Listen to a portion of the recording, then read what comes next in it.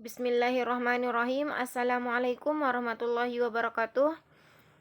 Alhamdulillahi rabbil alamin. Assalatu wassalamu ala asrafil anbiya'i wal mursalin wa ala alihi wa sahbihi ajmain, amma ba'du. Pertama-tama marilah kita panjatkan puji syukur kita kehadirat Allah Subhanahu wa taala yang telah memberikan kita nikmat kesehatan sehingga kita bisa melaksanakan perkuliahan pada hari ini. Sholawat serta salam tak lupa pula kita curahkan keharibaan junjungan alam Nabi besar kita, yakni Nabi Muhammad Sallallahu Alaihi Wasallam. Langsung saja untuk mempersingkat waktu, sebelum kita memulai perkuliahan pada pagi hari ini, terlebih dahulu kita melapaskan al-basmalah. Bismillahirrahmanirrahim. Di sini saya dari kelompok 12, materinya yaitu tentang gen letal. Anggota kelompok saya yang pertama saya sendiri, Holidatur Rohmi, Eva Maulinda, dan yang terakhir Yunia Sapitri.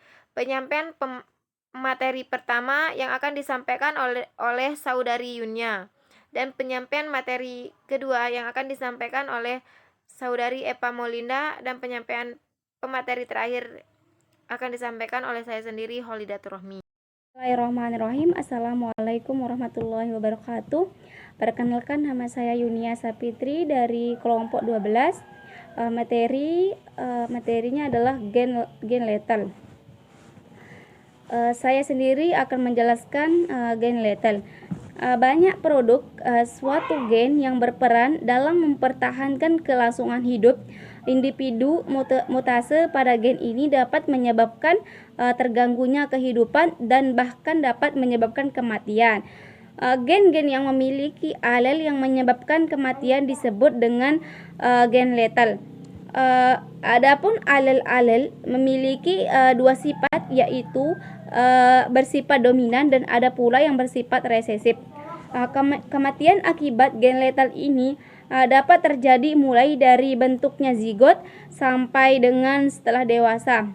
Dapat kita simpulkan tentang materi gen letal, yaitu gen letal atau gen kematian adalah gen yang dalam keadaan homozigotik dapat menyebabkan kematian individu yang memilikinya. Ada gen letal yang bersifat dominan dan ada pula yang bersifat resesif. Sekian dari penjelasan saya, kurang lebihnya saya mohon maaf. Sekian, terima. Assalamualaikum warahmatullahi wabarakatuh. Perkenalkan, nama saya Eva Maulinda. Di sini saya akan melanjutkan materi tentang gen letal. Gen letal atau gen kematian adalah gen yang dalam keadaan homozigotik dapat menyebabkan kematian individu yang memilikinya.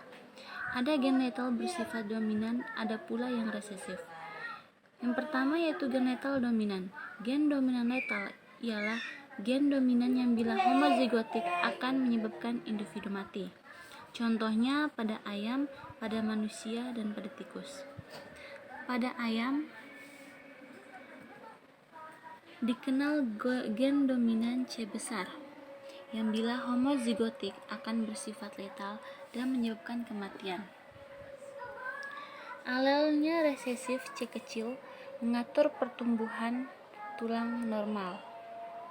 Ayam heterozigot C besar C kecil dapat hidup tetapi memperlihatkan cacat, yaitu memiliki kaki pendek. Ayam demikian disebut ayam redep atau dalam bahasa Inggris disebut creeper. Meskipun ayam ini nampak biasa, tetapi sesungguhnya menderita penyakit keturunan yang disebut achondroplasia. Banyak ayam homozigotik C besar tidak pernah dikenal sebab sudah mati waktu embrio. Banyak kelainan terdapat padanya seperti kepala rusak, rangka tidak mengalami penulangan, mata kecil dan rusak. Perkawinan antara dua ayam redep menghasilkan keturunan dengan perbandingan 2 ayam redep berbanding 1 ayam normal. Pada manusia dikenal brafalangi ialah keadaan bahwa orang berjari pendek disebabkan karena tukang jarum pendek dan tumbuh menjadi satu. Cacat ini disebabkan oleh gen dominan B besar dan merupakan cacat keturunan. Penderita brachifalangi adalah heterozigot B besar B kecil. sedang orang berjari normal adalah homozigotik B kecil. Jika gen dominan homozigotik B besar akan memperlihatkan sifat letal. Jika ada 2 orang berakvilangi kawin, maka anak-anaknya kemungkinan memperlihatkan perbandingan 2 berakvilangin berbanding 1 normal. Kemudian pada tikus dikenal gen letal dominan Y besar dari kata Inggris yellow, yang dalam keadaan heterozigotik menyebabkan kulit tikus berpigmen kuning. Tikus homozigotik Y besar tidak dikenal sebab letal. Tikus homozigot Y kecil normal dan berpigmen kelabu.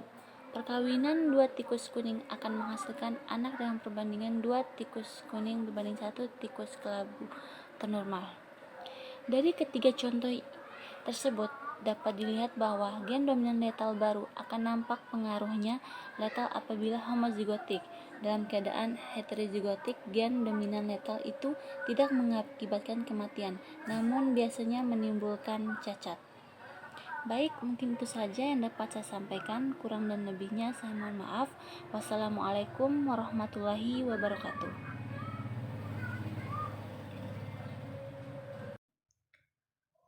Baiklah, di sini saya atas nama Holidatur Rohmi akan melanjutkan materi dari saudari Eva Molinda, yaitu tentang gen letal resesif. Di sini gen resesif letal itu merupakan gen resesif yang bila homozigotik akan menyebabkan matinya individu. Di sini ada beberapa contoh dapat diberikan. Yang pertama yaitu pada jagung. Pada jagung atau Zymes dikenal gen dominan G besar yang bila homozigotik menyebabkan tanaman dapat membentuk klorofil atau zat hijau daun. Di sini secara normal sehingga daun berwarna hijau benar. Alelnya resesif G kecil bila homozigotik G kecil akan memperlihatkan pengaruhnya letal sebab klorofil tidak akan terbentuk sama sekali pada daun lembaga, sehingga kecambah akan segera mati atau daunnya putih. Tanaman heterozigot atau G besar G kecil akan mempunyai daun hijau kekuningan, tetapi dapat hidup terus sampai menghasilkan buah dan biji. Jadi tergolong normal. Jika 2 tanaman yang daunnya hijau kekuningan dikawinkan, maka keturunannya akan memperlihatkan perbandingan 1 berdaun hijau normal banding 2 berdaun hijau kekuningan. Akan tetapi bagaimanapun juga keturunannya akan normal semua. Yang kedua yaitu pada manusia. Di sini pada manusia dikenal gen letal resesif I kecil yang bila homozigotik akan memperhatikan pengaruhnya letal, yaitu timbulnya penyakit ichthyosis congenita. Kulit menjadi kering dan bertanduk. Pada permukaan tubuh terdapat benar-benar berdarah. Biasanya bayi telah mati di dalam kandungan. Orang homozigot I besar dan heterozigot I besar I kecil adalah normal. Karena itu perkawinan 2 orang heterozigot mempunyai kemungkinan memiliki anak hidup yang semuanya normal.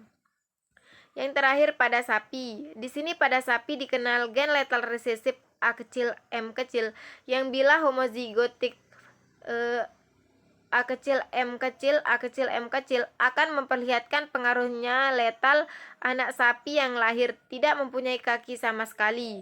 Walaupun anak sapi ini hidup, tetapi karena cacatnya amat berat, maka kejadian ini tergolong sebagai letal.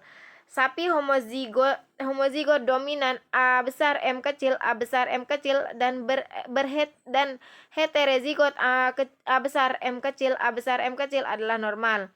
Cara menurunnya gen letal resesif ini sama seperti pada contoh di muka. Andaikan ada sapi jantan heterozigot A besar M kecil kawin dengan sapi betina homozigot dominan A besar M kecil, maka anak-anaknya akan terdiri dari sapi homozigot A besar M kecil dan heterozigot A besar M kecil.